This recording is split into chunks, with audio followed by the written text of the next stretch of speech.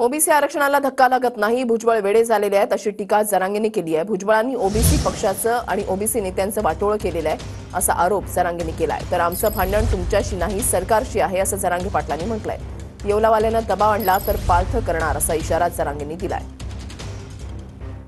आरक्षणाला धक्काच लागत नाही तरी तुम्ही आम्हाला म्हणताय तुम्ही ओबीसीत येऊ नका, तेच आहे का? आता ते बधीर झालेले, त्याला काही दिवसांनी बैलाच्या गोळ्या द्यावा लागणार आहेत आवडाल्या, इतकं इंजेक्शन इतकं बधीर झालेले ती त्याच्या कशाला नादी लागतं? ते पागल झालंय ते तुम्हाला नादी लावतंय, तुमचा फायदा होता। सगळ्यात जास्त ओबीसीचं वाटोळं करणारं ते वे, सगळ्या पक्षाचं वाटोळं करणारं ते वे, ओबीसीच्या प्रमुख नेत्यांचं वाटोळं करणारा ते वे।